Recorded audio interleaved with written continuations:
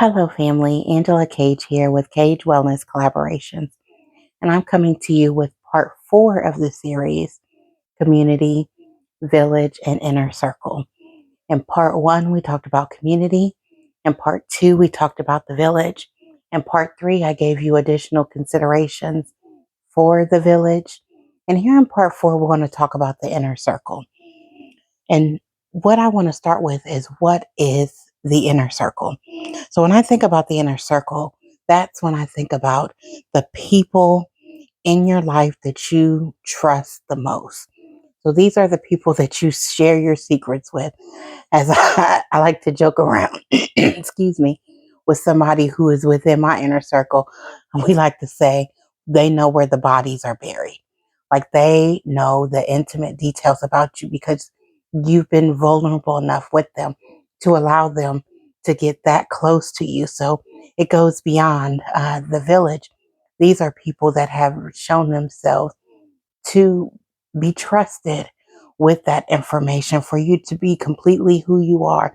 They know the fullness of you, the raw of you, because you allowed yourself to be that vulnerable with them because you trust them to do that. So again, the inner circle are the people that are the closest to you. These are the people that understand you. And these are the people that you trust to be there for you when you need them, no questions asked. And typically, the inner circle is small.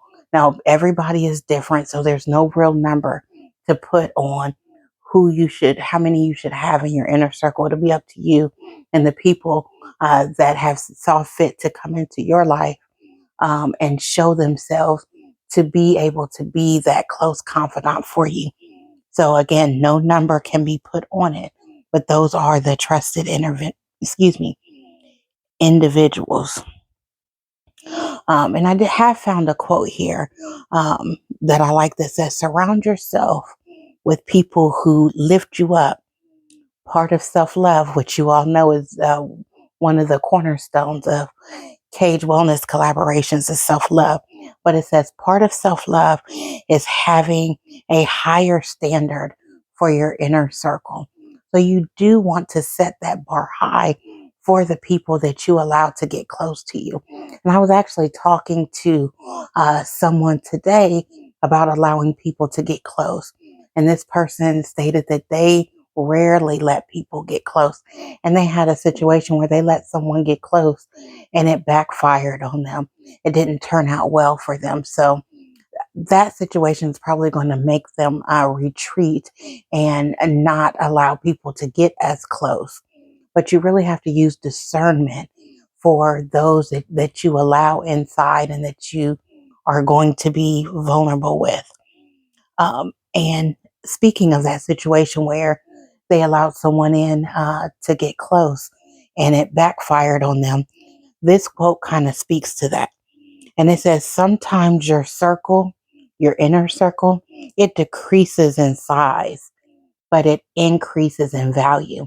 And I really like that because what I take from that is that when you have those situations where you allow someone to get close and they show themselves and you discover that that person is not worthy to be in your inner circle, they show themselves and they can't be trusted. They're not going to be there for you.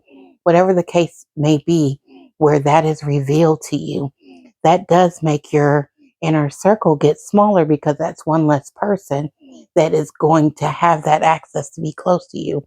But it also increases the value for the others who are in the circle, because I find that when I'm in those situations where I've let someone in, I've let someone close to me, and I find that they were not worthy to be in my inner circle, I count the blessings of those who show themselves and prove themselves to be worthy of my inner circle.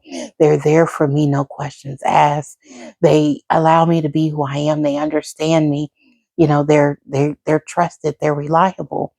Like, it makes me value them more because I know that it's not always the case where people are going to be like that. So I definitely value those people in my inner circle, and they are valuable. And those who you're in their inner circle, you are valuable to them. So that is something to really count, that when you have that inner circle, those are really, really strong bonds. I mean, very strong bonds. And the thing about the inner circle is that you don't have to speak to people who are in your circle every day. Sometimes you don't even have to speak to them often, but when you link up, it's like you all don't skip a beat. It's like no time has passed. And when something happens, you all are there for each other. I have people that are in my inner circle. People, and the one person that I'm thinking of, we've been friends for almost 30 years. And I can pick up that phone and call her anytime, day or night. She's going to be there for me, and vice versa. There's no time or distance. None of that matters because we don't live in the same state. But if anything were to happen, we hop in flights, we gassing up the car and hitting the highway, whatever we need to do to be there for each other. And that's really what the inner circle is all about. So give that some consideration and count your blessing for the people that you have in your inner circle. Value them. And one thing you can do is let them know, like, hey, I appreciate you being there for me. You know, I want you all to win. And part of winning is having an inner circle that you can trust no matter what, because they know where the bodies are buried. You all make it a great day. I love you all always.